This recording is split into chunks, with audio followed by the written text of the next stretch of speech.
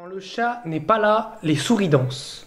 Quand le Big Free n'est pas là, la Next Gen déchante. Comment c'est possible qu'un gars comme Carreño Busta, qui a 31 ans, qui ne démérite pas évidemment, puisse remporter son premier Master 1000 en battant quand même plein de membres de la Next Gen? Je pense notamment à Yannick Sinner, on peut penser aussi à un Draper, même si Draper n'est pas encore très connu du grand public, et surtout à un Hubert Hurkacz en finale. Comment c'est possible? Comment la Next Gen a pu laisser passer cette occasion de victoire?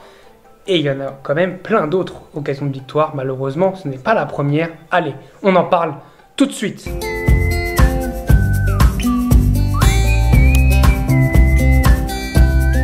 Salut à tous, j'espère que vous allez bien. Je suis très heureux de vous retrouver pour une nouvelle vidéo. Et ça y est, il y avait deux scénarios que j'avais prévus, que j'avais opté pour Montréal. C'était soit on avait un vainqueur, on va dire somme toute logique, ça veut dire un Medvedev ou un Alcaraz, soit un tournoi complètement fou avec un vainqueur improbable.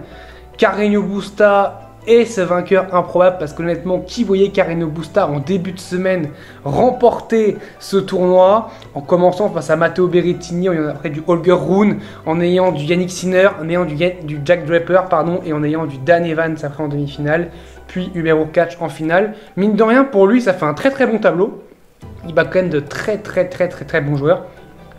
Il bat quand même 4 joueurs qui sont mieux classés que lui, donc c'est vraiment un très bon tournoi de la part de Carreño Busta. Il n'a absolument pas démérité, il a très bien joué pendant toute la semaine, mais il y a quand même un problème. Il y a quand même un problème, c'est de se dire, un gars comme Carreño Busta, qui évidemment a du talent, parce qu'il a été top 10, il a été top 15, mais est-ce que Carreño Busta est un joueur dont on peut se dire, lui, il mérite de gagner un Master 1000?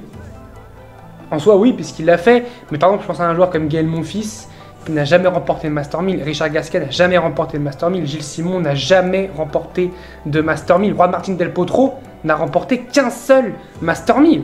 Stan Wawrinka n'a remporté qu'un seul Master 1000. Donc Carreño Busta a autant de Master 1000 que deux mastodontes comme Del Potro et Wawrinka, dont certains débattent est-ce qu'ils ont le niveau, est-ce qu'ils sont au même niveau qu'Andy Murray. C'est pour dire un petit peu, mine de rien, ce que fait Carreño Busta. Et ça montre aussi un petit peu que les Master 1000, et c'est ce que je dis dans mes vidéos sur les Master 1000, que ça désintéresse Nadal, Djokovic, Federer on ne voit plus, mais Nadal, Djokovic. Alors Djokovic, il n'a pas pu faire pour des raisons qu'on connaît pour le vaccin, Nadal pour des raisons aussi de blessure, mais il y a quand même beaucoup de Master 1000 que Nadal et Djokovic ne font pas parce qu'ils ont décidé de ne pas le faire. Là, ce n'était pas le cas pour celui-là, parce qu'il y avait une blessure pour Nadal, enfin, il revenait de sa blessure aux abdos et Djokovic était non vacciné, donc il ne pouvait pas du coup participer au tournoi. Mais les Master 1000, on le voit quand même depuis quelques années, il y a quand même un roulement de joueurs qui gagnent. Il y a Taylor Fritz qui a remporté un Master 1000 en ce début de saison. On a plein de joueurs qui arrivent à remporter des Master 1000, et même des joueurs dont on se disait il y a 4-5 ans que ça allait être impossible qu'ils remportent un grand titre. Et bien un gars comme Carreño Busta, il a prouvé qu'il pouvait le faire, preuve en est puisqu'il vient de le faire, et c'est une magnifique victoire pour lui en 3 manches en plus. En ayant perdu la première, c'est quand même très fort mentalement, parce que Carreño Busta, il a quand même tendance, je me souviens de quelques matchs où quand même il choque un petit peu. Je pense à son dernier face à Gilles Simon à Roland Garros, où il a quand même le break dans le 5e contre un papy de 37 ans et qu'il n'est pas foutu de plier le match. Je pense à son match contre Nishikori à l'Open d'Australie 2019, où il mène 8-4 dans le super tie-break, c'est ça, 8-4 dans le super tie-break, et il perd du coup parce qu'il y a eu un point litigieux et tout, il perd les pédales sur cette fin de match. Il y a beaucoup de matchs comme ça que Carreño Busta a quand même été un petit peu choker par moment, mais là il a été sérieux, là il a été vraiment très bon. D'ailleurs il a même pas eu, j'aurais bien aimé qu'il serve pour le match, qu'il serve pour le titre, pour voir ce qui allait se passer. Hurkacz ne lui en a pas laissé les moyens, il a totalement sabordé son dernier jeu, il fait 2 fautes directes pour commencer. Et puis la balle de match, il fait une montée qui est pas bonne, je trouve, vraiment, un service volé qui est pas bon. Même si le passing de Carreño Busta dans les pattes est vraiment bon, mais je trouve que la montée de Hurkacz était vraiment pas bonne. Hurkacz qui lui a remporté un Master 1000, mais il y a des joueurs quand même qui auraient dû en remporter un, pour moi qui n'en ont pas remporté. Carreño Busta a remporté un Master 1000, Rublev n'a pas gagné le Master 1000. Carreño Busta a gagné un Master 1000, pourquoi ce n'est pas Félix Auger-Aliassime qui a remporté un Master 1000, qui a remporté ce Master 1000 de Montréal? Ça aurait été beau pour la symbolique qu'il remporte ici à Montréal. Non, parce qu'il a totalement choke son match face à Casper Ruud. Alors oui, il a choke parce que peut-être il est arrivé comme ça en quart de finale, chez lui, devant son public, c'était derrière les Canadiens, il y avait un petit peu cette ambiance de feu autour de lui. Ambiance de feu qui au bout de 20 minutes était totalement éteinte. Il break d'entrée, On se dit, ah, ça va être un super match, Félix, il est bien rentré dans le match et tout, même s'il était un petit peu tendu, mais quand tu breaks d'entrée, même si t'es tendu, souvent, ça te libère un petit peu. Et derrière, il est mené direct, très vite, 6-1, 4-0. Il prend 10 jeux à la suite. À ce niveau-là, contre Casper Ruud, c'est pas contre Rafael Nadal, c'est pas contre Novak Djokovic, c'est contre Casper Ruud, deux classements qui se valent entre guillemets. Pour moi, Félix Auger-Aliassime a plus de potentiel que Casper Ruud, mais Casper Ruud a montré que dans la tronche et dans le tennis pour le moment, il en avait plus que Félix Auger-Aliassime. Moi, je continue à penser que Félix Auger-Aliassime, en termes de potentiel, c'est un crack de chez crack, qui peut vraiment aller très très haut, mais il va falloir qu'il le montre parce qu'au bout d'un moment, les années passent, et on voit un Carreño Busta qui remporte des Master 1000. Pourquoi pas un Bautista Agut qui nous remporte Bercy, tiens, en fin d'année, on sait jamais. De toute façon, tout peut arriver maintenant. Pour moi, n'importe qui peut remporter un Master 1000. L'année dernière, déjà, on a eu Opelka qui est en finale. Alors, Opelka, il fait entre guillemets partie de la next-gen en termes d'âge, mais c'est pas le premier auquel on pense. Je pense à Tsitsipas aussi qui est encore déçu, qui a vraiment Tsitsipas. Je suis déçu parce qu'il perd encore une fois face à Jack Draper. Jack Draper, ok, qui joue très très bien, mais bon, encore une fois, Tsitsipas, c'est encore un non-événement pour lui. Encore une fois, il fait un mauvais résultat. Dans cette seconde partie de saison, cette tournée américaine, il est pas bon. Il est vraiment pas bon, cette tournée américaine, Tsitsipas, et il faut que ça change. Depuis sa finale à Montréal ou Toronto, Toronto en 2018, parce qu'après il y a eu Covid, il y a une année en moins, donc du coup ça a changé. Toronto en 2018, depuis il n'y a plus rien.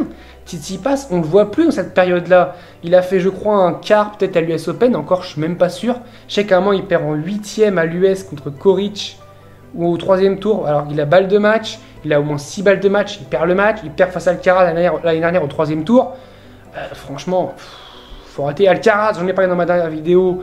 On va pas le redire parce que je pense voilà, qu'Alcaraz veut lui laisser un petit peu de temps. Lui, il fait plus partie de cette next gen avec Sinner et Félix Auger-Aliassime. Sinner qui lui d'ailleurs a perdu contre la Furia Carreño Busta. Berrettini qui perd au premier tour contre Carreño Busta. Les jeunes n'ont pas été là. Andrei Rublev qui perd face à Dan Evans.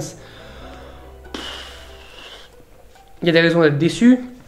Taylor Fritz qui perd face à Dan Evans encore. Il y a des raisons d'être déçu. Tommy Paul. Pourquoi pas une next-gen aussi américaine? Il perd face à Dan Evans. On est quand même en demi-finale.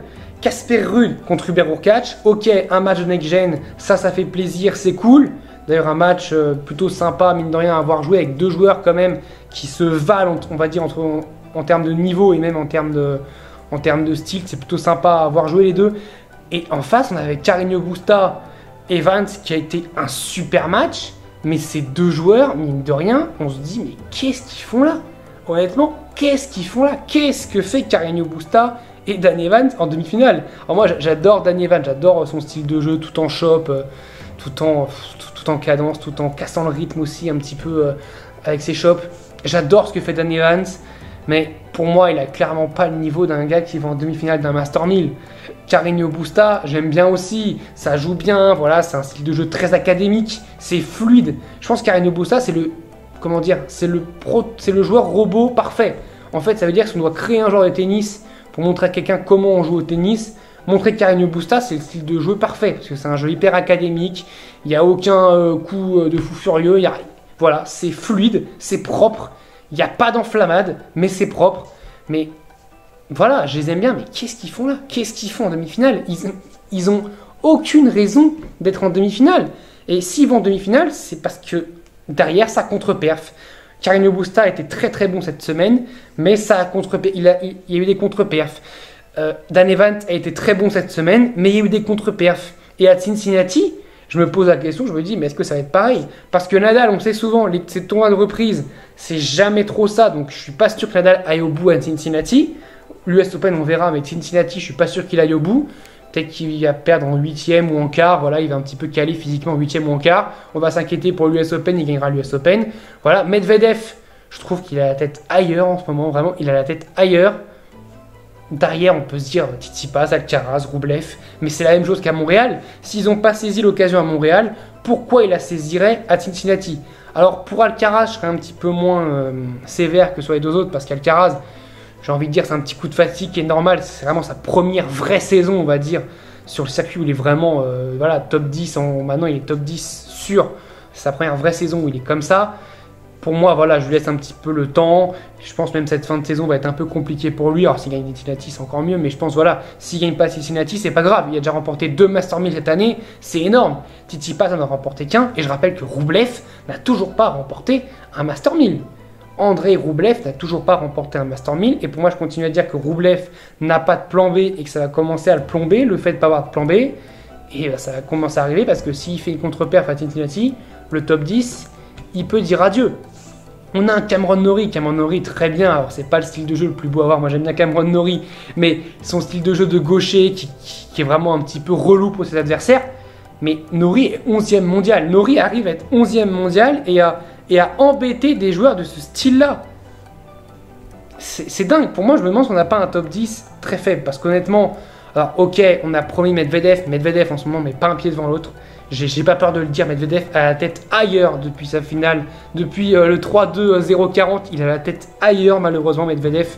Donc il a pour moi pas, pour le moment pas le niveau d'un numéro 1 mondial. Zverev, on le sait malheureusement, a une blessure terrible et je pense qu'il serait éloigné des terrains jusqu'en 2023 malheureusement. C'est dommage parce que cette partie de saison là, il adorait lui justement, il était très bon cette partie de saison là. On n'a pas de Zverev. Nadal, voilà, c'est l'un des GOAT évidemment, mais il n'était pas là à Montréal.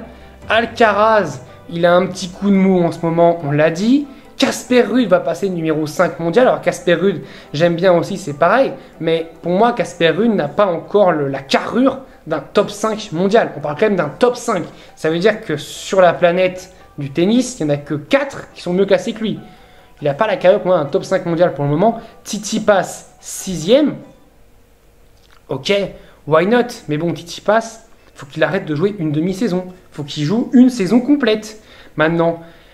Et voilà, je suis inquiet parce que chaque année, on se dit c'est l'année de la next-gen. 2020, on disait ça. Bon, il y a eu le Covid, c'est un petit peu plombé. Bon, c'est pas pour trouver des excuses, mais c'est un petit peu plombé. 2021, on disait ça. Et t'as un mec de 34 ans qui a failli te faire le Grand Chelem, qui a un match près, te fait le Grand Chelem. Je parle évidemment de Novak Djokovic.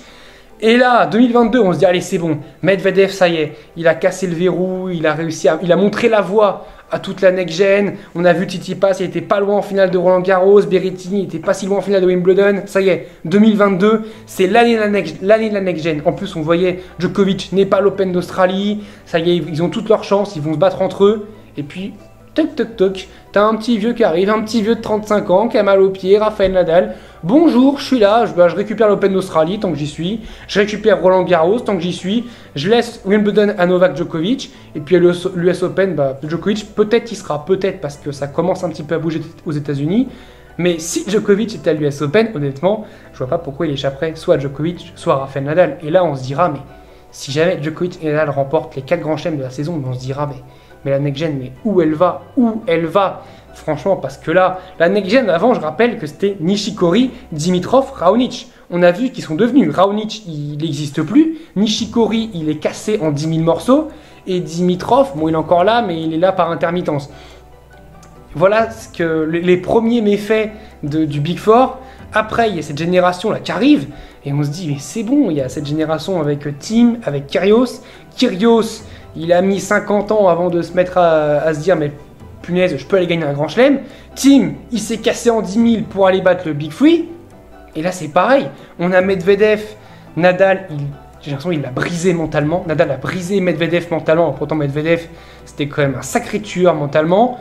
On a un Zverev qui mentalement craquait, avait des craquantes tout seul. On a un Tsitsipas, on ne sait pas trop. J'ai l'impression qu'en revers, il ne progresse pas. Rublev, pas de plan B. Et ça fait 3 ans que ça dure. Et si nous, on dit, parce que je suis pas seul à dire que Rublev n'a pas de plan B, que Tsitsipas en revers, c'est pas trop ça, notamment ses revers, quand il retour de revers, c'était très faible, je trouve. Mais ça fait 3 ans qu'on dit. Mais eux doivent le savoir aussi, c'est ça le pire, ils doivent le savoir et ça progresse pas. C'est là où je trouve par exemple que Casper Ruud progresse, parce qu'en revers, je trouve qu'il a bien progressé, en service, il a bien progressé. Hubert Hurkacz, il progresse aussi, mais pour moi, ça devrait pas être eux les leaders de la next-gen, et pourtant, c'est Hurkacz, il a un Master 1000, lui. Lui, il a un Master 1000, il peut s'en vanter. En tout cas, on se retrouve très vite pour parler de Cincinnati. Peut-être que la next-gen gagnera à Cincinnati, ou peut-être pas. Je vous dis salut à tous, portez-vous bien.